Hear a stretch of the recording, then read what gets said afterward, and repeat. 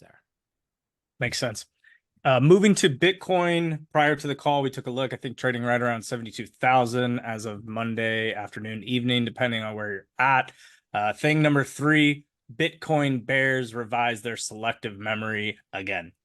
Yeah. So first of all, congratulations to all the Bitcoin and Bitcoin ETF holders in the audience. We're among you.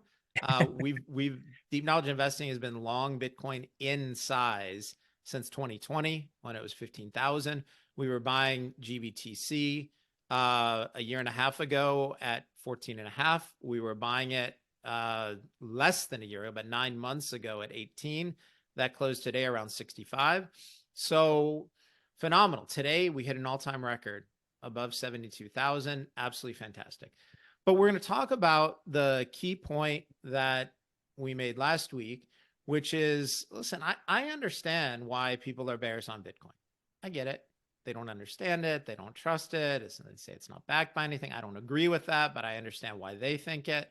Okay, fair enough.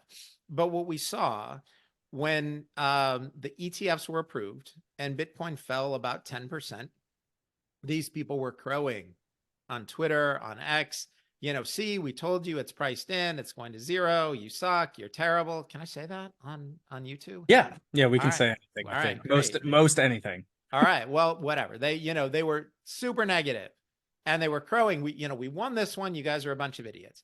Well, here's what happened.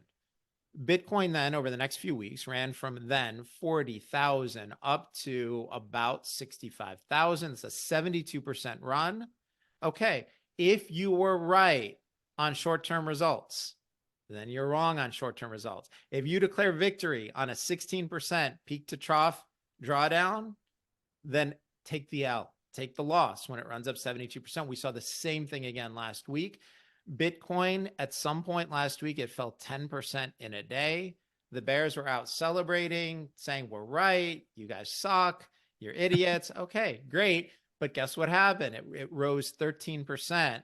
That was as of Friday. It's up another, I think, $5,000, $6,000 since Friday, which itself, that's more than 10% right there. So that 13% is, probably around 25% from where these people were declaring victory, right? And again, if you're going to declare short-term victory, fine, you're entitled to do that. But when you get a run up in your face short-term of greater than where you were and you're hitting all-time highs, then your humility should match your hubris. Come out, admit you were wrong. Gary, you obviously take a long-term look and approach view of Bitcoin.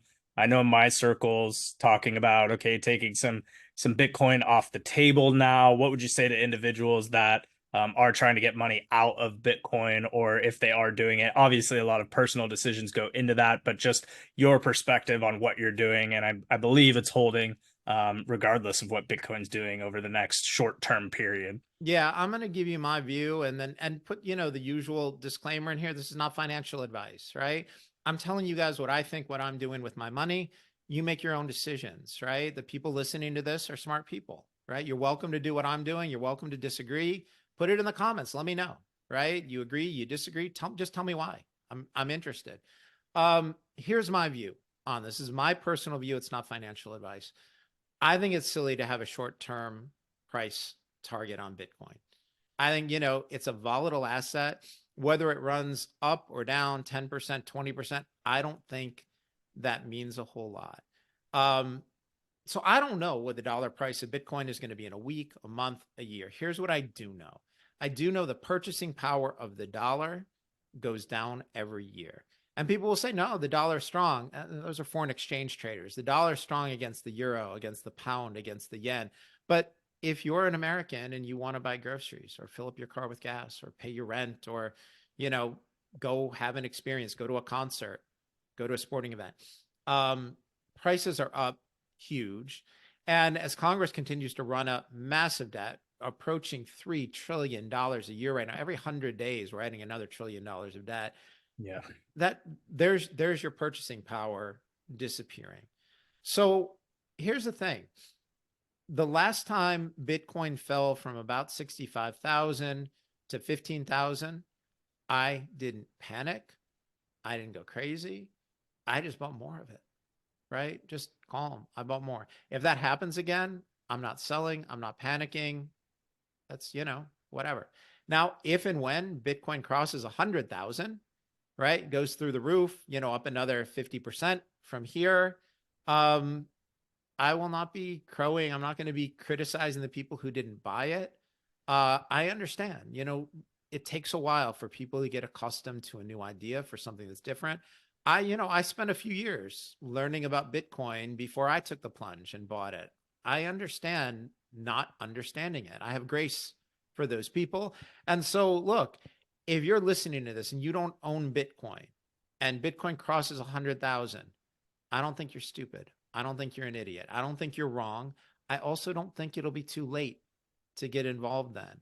I actually think, so, people talk about the Bitcoin maxis, and for people who aren't conversant with the language used, these are people who own huge amounts of Bitcoin. That, the meme is, somebody sitting in an empty apartment. They have a chair and a mattress, right? They've used all their money for Bitcoin, but they're happy. Right. They're happy, right? And so, the Bitcoin maxis tend to annoy some people. I think, saying to people, have fun staying poor, it's a terrible way to talk to people. People who disagree with you don't deserve derision. And if you're listening to this and you think I'm wrong for owning Bitcoin, that's fine. You don't deserve derision. It's okay for people to disagree. But I do think the Bitcoin maxis are onto something, despite the fact that they annoy some people. Their mantra, right? That there was that British expression during World War II, keep calm and carry on, right? Whatever happens, we don't panic, keep calm and just carry on, right? And the Bitcoiners have revised that to keep calm and stack sats, meaning no matter what happens, right? Bitcoin gets cut in half, just buy more.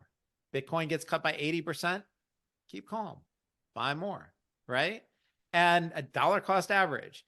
And I actually think they're correct on this one. I think that's the right approach. I think, crowing that you're right because things move 10% in your direction and then keeping your mouth shut when it moves 70% against you, I think those people lack integrity. And those people should be criticized, right? If you own Bitcoin, keep calm and stack sats. The people who don't, you're not idiots. There's nothing wrong with you, but look into it, right? You might want to have something, just even 50 basis points or a 1% position in something outside the dollar, right? Have something that's not tied to the system. And that's my view on it. But whatever you do, as long as you have good reasons for it based on good research, that's fine. I don't think anyone on either side of this is an idiot. I just think we should act with integrity. Keep calm and stack sats. Very good. Very There we good go. stuff.